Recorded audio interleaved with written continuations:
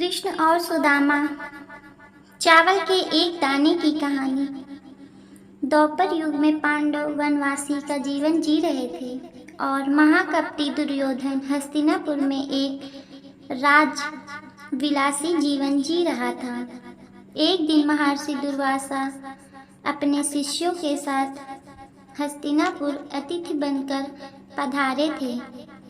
दुर्योधन ने काफी अच्छे तरह से उनका आतिथ्य किया। इसी पवित्र कार्य के बीच दुर्योधन ने अपने मामा शकुनी के साथ मिलकर पांडवों को परास्त करने की एक नई योजना बनाई।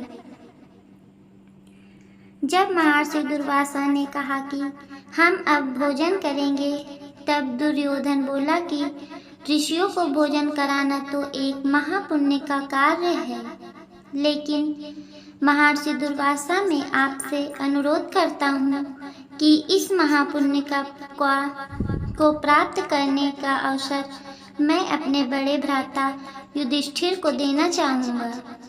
इतना कहकर दुर्योधन ने महर्षि दुर्वासा और उनके शिष्यों को नजदीक के वन में बसे युधिष्ठिर की कुटिया में भोजन करने के लिए भेज दिया, क्योंकि वह जानता था कि दोपहर के उस समय पांडव द्रौपदी सहित खाना खा चुके होंगे और कुटिया में अन्न शेष नहीं होगा।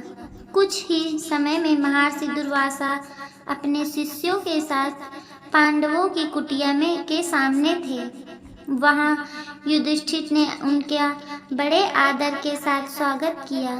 महर्षि दुर्वासा ने युधिष्ठिर को दुर्योधन के साथ हुआ अपना वार्तालाप बता दिया और कहा कि मैं और मेरे शिष्य स्नान के पश्चात भोजन ग्रहण करेंगे। इतना कहकर वह सभी ऋषिगण स्नान करने के लिए नदी पर चले गए।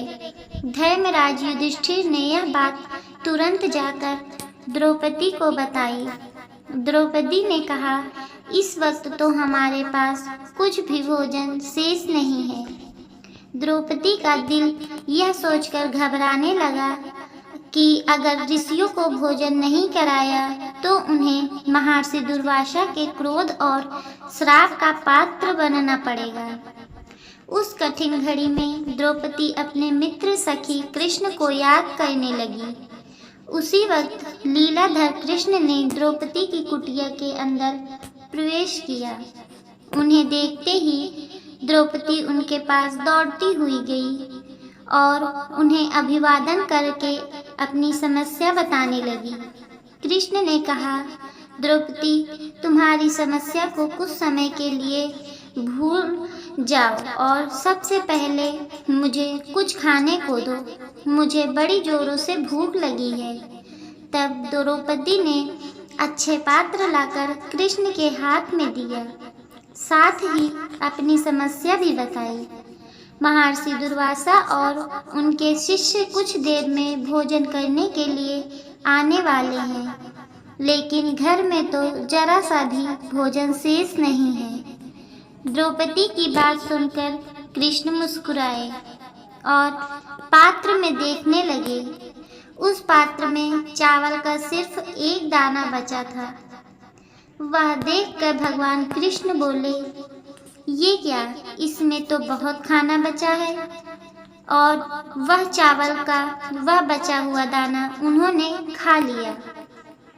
इधर कृष्ण के चावल का वह दाना खाते ही उधर स्नान करके नदी के से बाहर निकले महर्षि दुर्वासा और उनके शिष्यों का पेट भर गया और उन्हें डकारें आने लगी और वह युधिष्ठिर की कुटिया के ओर जाने के बजाय अपनी यात्रा के लिए प्रस्थान कर गए। इस तरह चावल के एक दाने से ही कृष्ण भगवान ने ऋषियों का पेट भरकर उनके क्रोध और श्राप से पांडवों की रक्षा की। आपको ये चावल की एक दाने की कृष्ण लीला कैसे लगी, हमें कमेंट करके ज़रूर बताएं और हमारे वीडियो को ज़्यादा से ज़्यादा लाइक शेयर सब्सक्राइब करें।